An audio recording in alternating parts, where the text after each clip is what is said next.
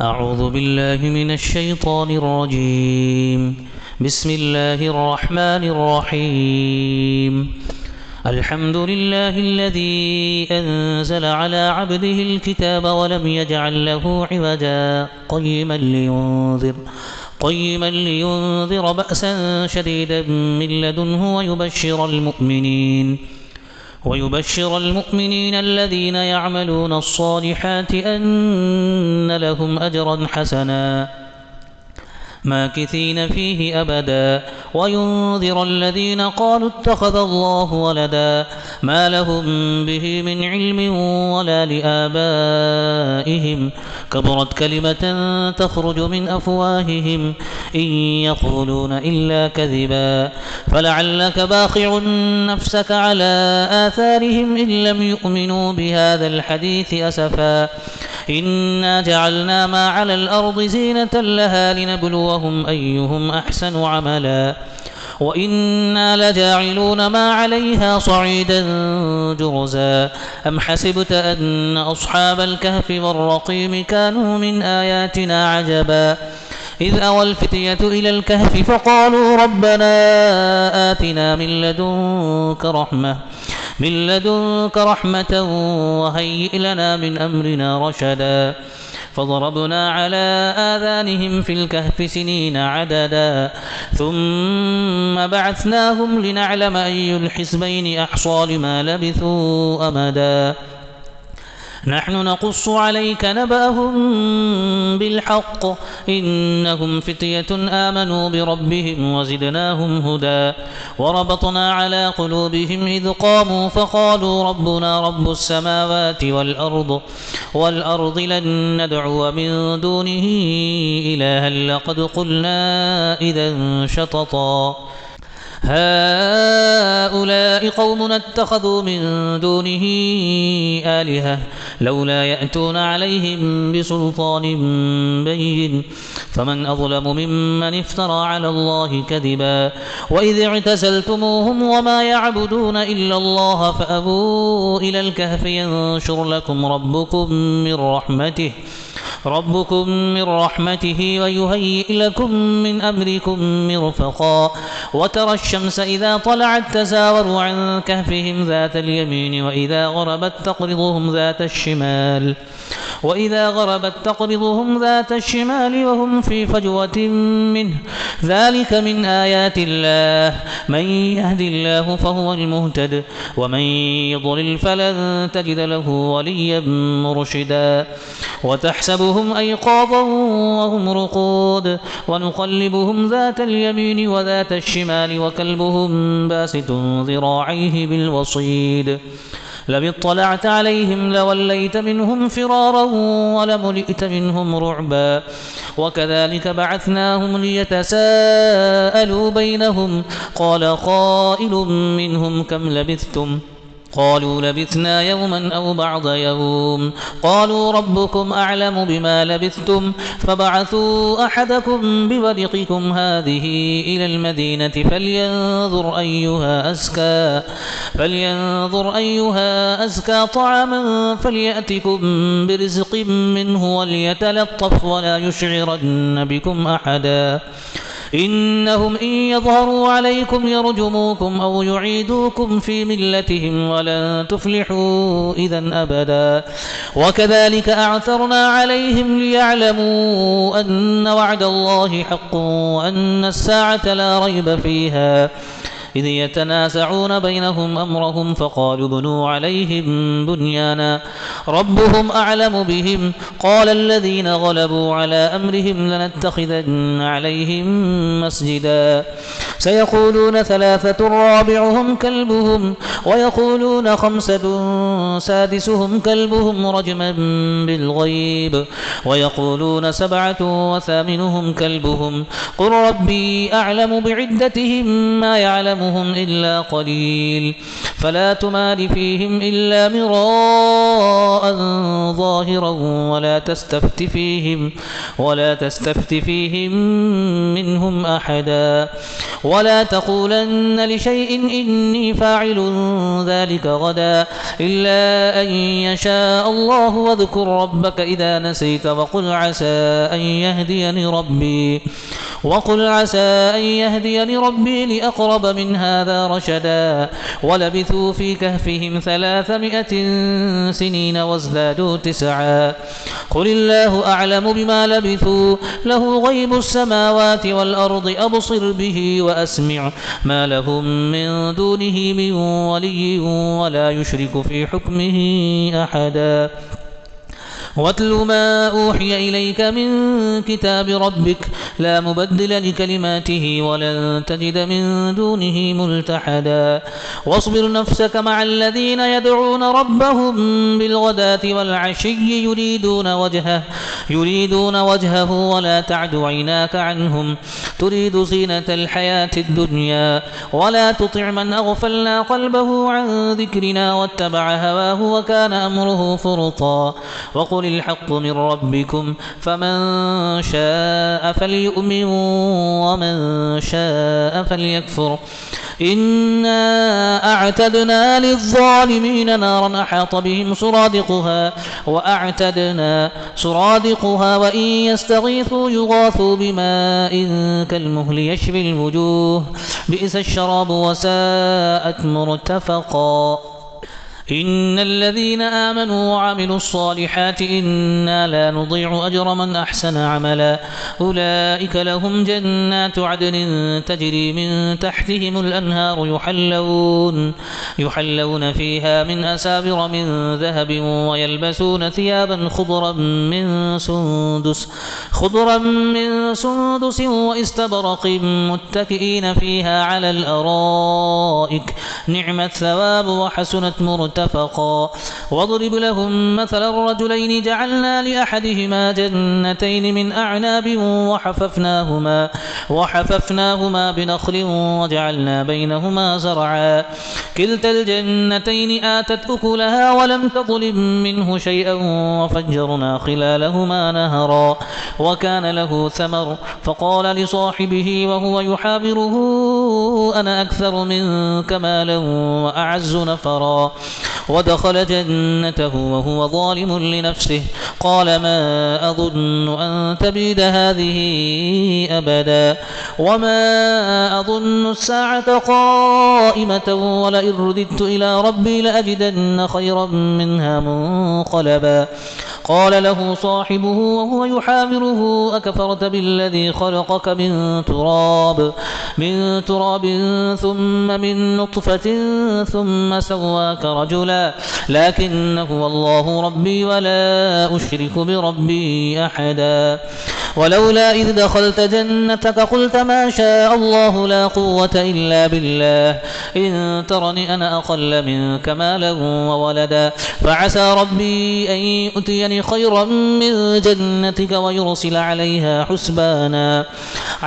حسبانا من السماء فتصبح صعيدا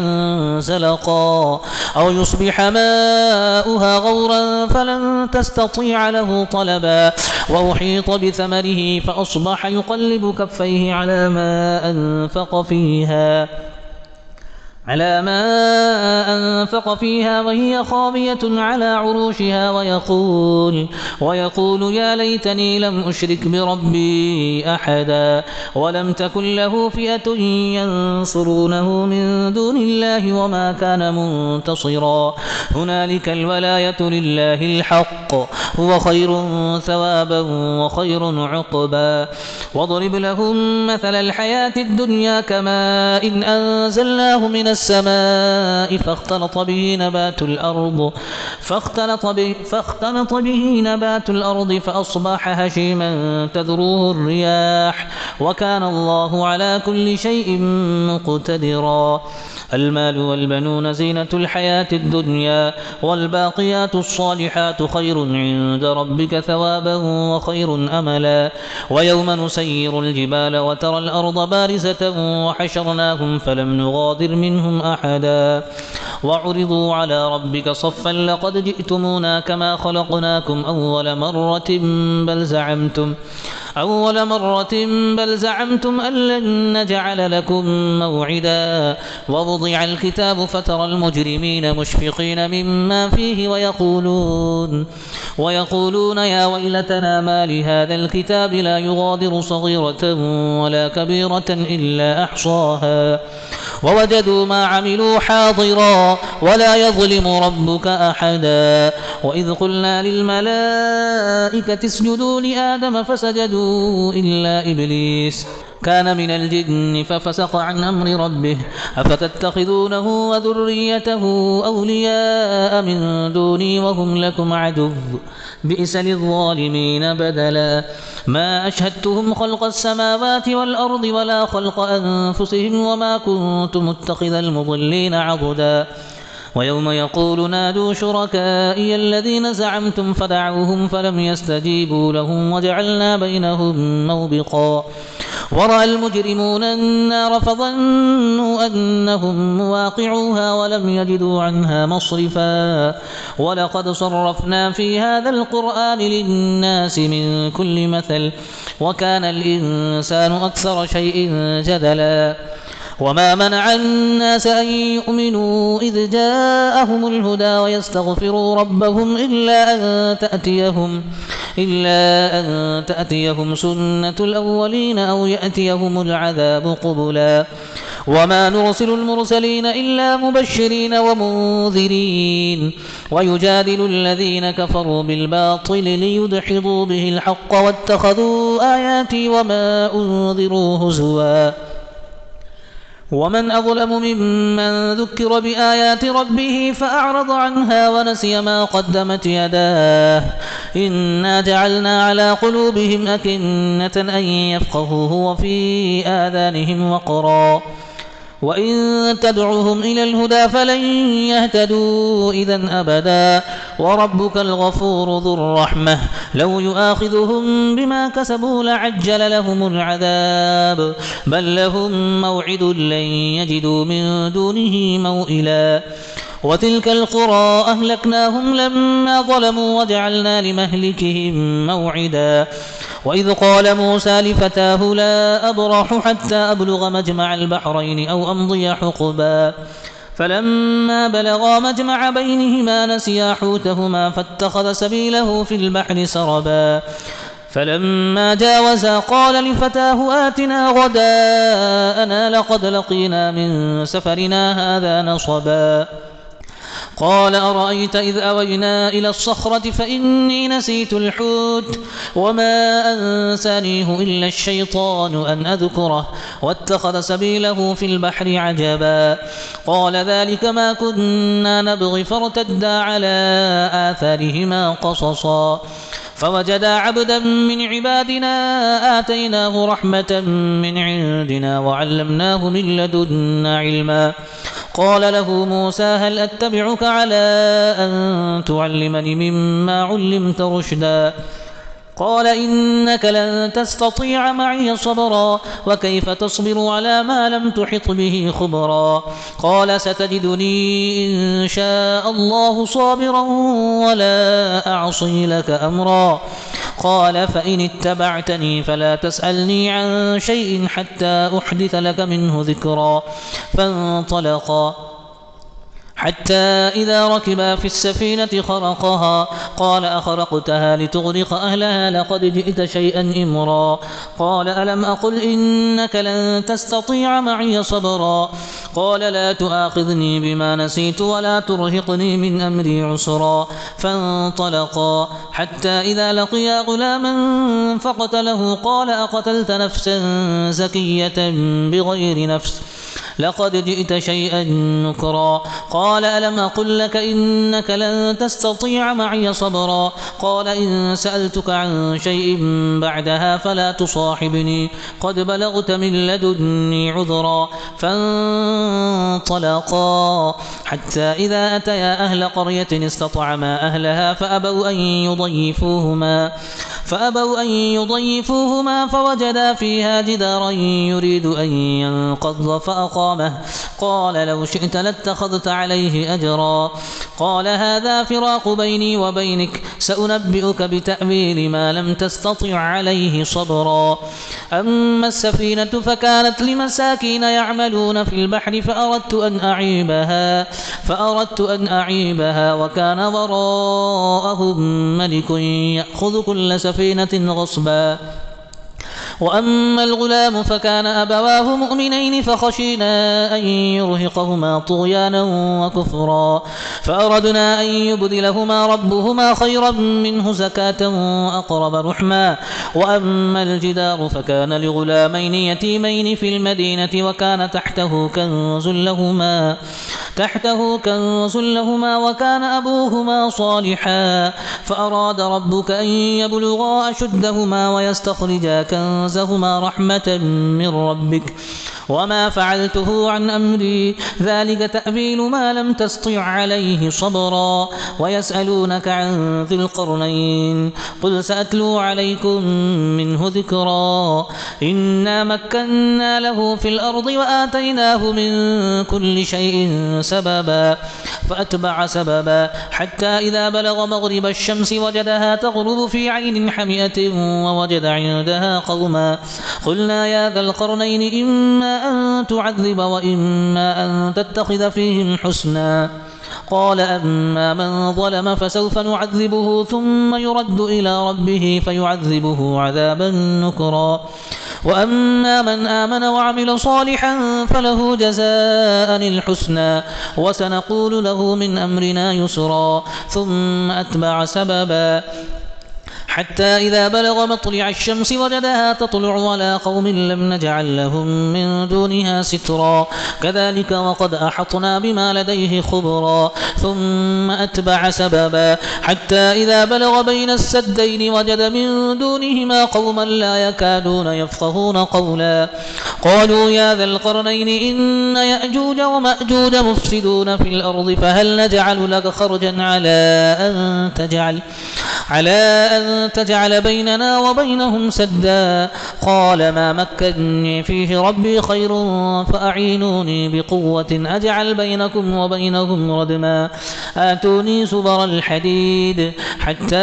إذا ساوى بين الصدفين قال انفخوا حتى إذا جعله نارا قال آتوني أفرغ عليه قطرا فما استطاعوا أن يظهروه وما استطاعوا له نقبا قال هذا رحمة من ربي فإذا جاء وعد ربي جعله دكاء وكان وعد ربي حقا وتركنا بعضهم يومئذ يموج في بعض ونفخ في الصور فجمعناهم جمعا وعرضنا جهنم يومئذ للكافرين عرضا الذين كانت أعينهم في غطاء عن ذكري وكانوا لا يستطيعون سمعا أفحسب الذين كفروا أن يتخذوا عبادي من دوني أولياء إنا أعتدنا جهنم للكافرين نزلا قل هل ننبئكم بالأخسرين أعمالا الذين ضل سعيهم في الحياة الدنيا وهم يحسبون أنهم يحسنون صنعا أولئك الذين كفروا بآيات ربهم ولقائه فحبطت أعمالهم فلا نقيم لهم يوم القيامة وزنا ذلك جزاؤهم جهنم بما كفروا واتخذوا آياتي ورسلي هزوا إن الذين آمنوا وعملوا الصالحات كانت لهم جنات الفردوس نزلا خالدين فيها لا يبغون عنها حبلا قل لو كان البحر مدادا لكلمات ربي لنفد البحر قبل أن تنفد كلمات ربي أن تنفد كلمات ربي ولو جئنا بمثله مددا قل إنما أنا بشر مثلكم يوحى إلي أنما إلهكم إله واحد فمن كان يرجو لقاء ربه فليعمل عملا صالحا ولا يشرك بعبادة ربه أحدا.